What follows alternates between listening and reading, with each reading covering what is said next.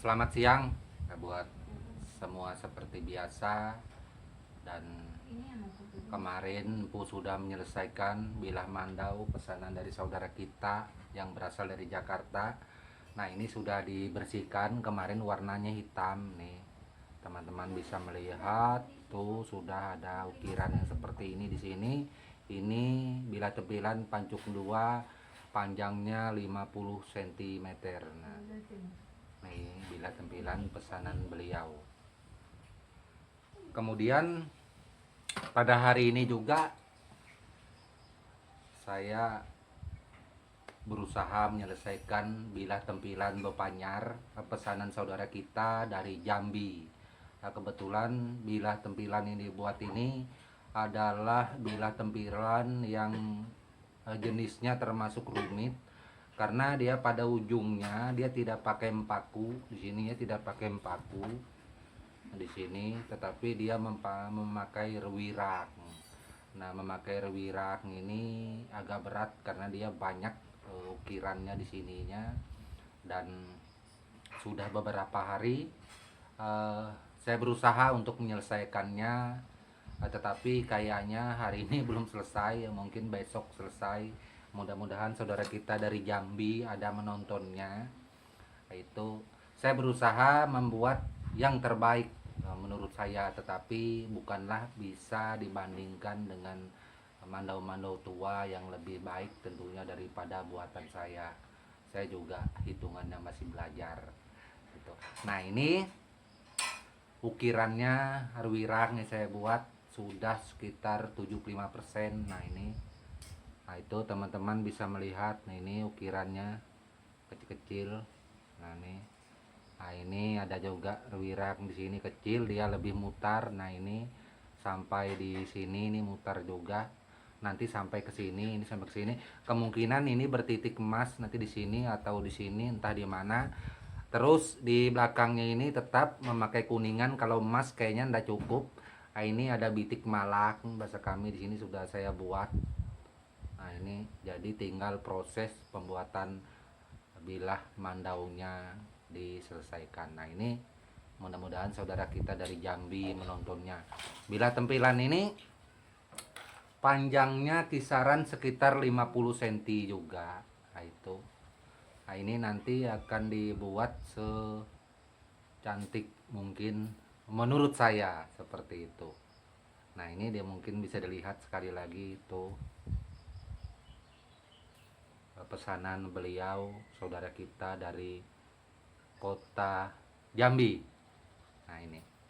Dan kalau bilah ini selesai, maka kita akan membuat sarungnya, karena ini bukan pesan bilah saja, tetapi pesan sekaligus jadi ini tipe bilah mandau Bepanyar hulu kemau dengan sarung semparit nantinya yang akan dibuat. Dan sarung semparit ini membuatnya harapan beliau harus paling enggak 11-12 dengan mandau yang saya pakai, yang sering saya tunjukkan di konten YouTube. Nah, seperti itu nanti saya membuatnya. Memang kemarin janji saya sekitar dalam minggu-minggu ini bisa selesai rampung dengan sempurna, tetapi kayaknya belum bisa karena pembuatan ini juga rumit ini. Ya, besi dipelintir-pelintir seperti ini. Nah, ini juga membuatnya juga rumit ini. Nah, itu mungkin rumit menurut saya.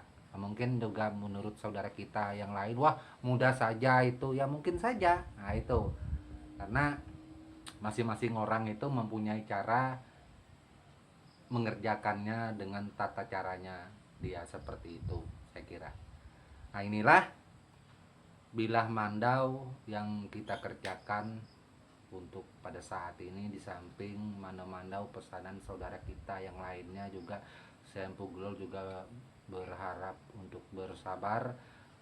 Selain itu juga ada gagang mandau juga pesanan dari saudara kita, terus hulu tungur juga beberapa jenis hulu tungur yang panjangnya berbeda-beda bilahnya, itu juga pesanan dari saudara kita. Tetap akan saya Puglol buat semuanya, saya usahakan secepat mungkin. Tetapi memang kalau untuk mandau tempilan ini prosesnya. Mungkin saudaraku yang memesan juga tahu bahwa tipe mandau-mandau seperti ini tidaklah sebentar, itu membuatnya memang lama seperti itu. Jadi jika ada yang membuat sebentar mandau tempilan, itu tidak mungkin. Itu ada, tetapi mungkin saja tempilan-tempilanan. Dan kalau yang bisa membuat sebentar bisa jadi bisa dibandingkan dengan kita punya, seperti apa perbedaannya. Nah itu untuk masalah mandau ini. Dan tetap saya tegaskan kembali bahwa untuk bilah mandau dengan sebutan tempilan itu adalah bahasa benua, bukan bahasa yang lain. Itu kita tidak ada sebutan tampilan, tetapi tempilan. Kalau tampilan itu mandau souvenir Cendramata yang dijual di pasar-pasar souvenir, itu namanya tampilan. Itu beda dengan tempilan. Tempilan ini adalah mandau yang memang sesungguhnya dipakai oleh orang-orang kita dari tempo dulu hingga saat ini, dan tidak mengalami perubahan dari waktu ke waktu. Mungkin dari masalah bahan saja yang mengalami pergeseran. Kalau zaman dulu kan mengumpulkan biji-biji besi, kemudian dilebur, dilakukan penempaan, prosesnya juga cukup lama. Nah, itu mungkin banyaknya batu-batu besi yang berbagai macam, kemudian dilebur, dijadikan satu, ditempa dengan sistem, mungkin dalam istilah bahasa Jawa itu sistem tempa lipat. Kalau kita di bahasa Dayak benua ini tidak ada namanya sebutan tempa lipat itu, tapi kemungkinan pendekatan dari pada yang dilakukan oleh orang-orang kita tempo dulu, mungkin ini masuk dalam jenis tempa lipat seperti itu, karena dia dicampur berbagai bahan kemudian ditempa-tempa terus menjadi baja murni maksudnya. Jadi semua zat-zat batu, besi-besi yang kurang bagus akan terlepas. Tetapi karena kurangnya alat kita di zaman bahari untuk membuat bilah mandau yang bagus, tidaklah bisa, karena tetap saja di dalam kandungan besi yang ada tertempa tersebut kemungkinan mengandung jenis besi-besi lainnya. Nah, besi-besi jenis lainnya itu bermacam-macam, ada yang kokoh, ada yang enggak. Makanya itu mandau tempilan besi batu atau mandau tempilan besi purut zaman bahari memang tidaklah kuat, tidaklah kokoh, tidak sekuat mandau tempilan dengan besi yang ada sekarang ini. Wah, empu bohong, mandau zaman dulu lebih kuat, ya silahkan. Itu menurut saudaraku masing-masing itu. Tetapi ya pelajaran yang saya dapat dari beberapa guru, dari beberapa orang-orang di kampung, dan memang seperti itulah kenyataannya. Itu yang pernah atau yang saya dengar di dalam pembuatan bilah mandau tempilan ini. Jadi kalau berbicara mandau, memang mandau ini banyak macam, bukan satu macam saja tipe. Itu yang seperti saya perkenalkan di konten YouTube, ada berbagai jenis mandau, tipe ini, tipe ini. Tentunya ada tipe-tipe lainnya di dalam suku Dayak Benua, seperti gagang mandau untuk khusus mandau kerja, sakang tanggar juga ada di situ. Terus dia gagangnya yang tidak berukir seperti cekang ketapel itu juga ada. Banyak macam untuk tipe gagang mandau seperti ini. Jadi untuk hulu tungguru sendiri, kadang-kadang banyak teman kita bingung, buatan di sana kok tidak sama, ampu, buatan di sana kok tidak sama, ampu. Yang mana yang benar hulu tunggur ini, ampu? Untuk saya tegaskan kembali, sebenarnya hulu tunggur itu semuanya benar, tidak ada yang salah, tergantung orang tersebut yang membuatnya yang indah menurutnya dia, seperti itu. Dan ketika orang menanyakan hulu tunggur yang dibuat Empu Gelol itu hulu tunggur daerah mana, nah itu saya akan bertanya balik, sebenarnya awal mula hulu tunggur ini sebenarnya asalnya dari kampung benua mana. Nah itu karena hulu tunggur ini turun menurun yang pernah kita dengar sesuai cerita yang ada di kampung kita, daerah Sungai Ohok, itu kecamatan Tanjung Isui.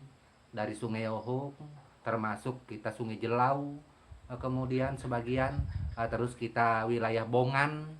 Nah itu terkenal memang adalah hulu tunggur, dan hulu tunggur itu memang diakui asal usul gagang mandau hulu tunggur itu adalah berasal dari benua Ohok. Tetapi ketika ada yang bertanya, "Empu, tapi saya ada menemukan gagang hulu tungur di kampung ini, daerah sungai ini, sedangkan itu bukan dari Yohong."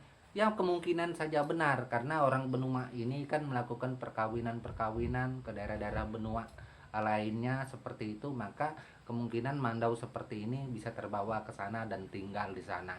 Atau karena sesama benua, boleh-boleh saja dia membuatnya ulu tungur yang berasal dari kampung daerahnya dia. Tetapi asal usul ulu tungur sesuai cerita yang ada, mohon maaf mungkin saja Empu salah, tetapi cerita yang saya dengar seperti itu, ulu tungur berasal dari Yohok.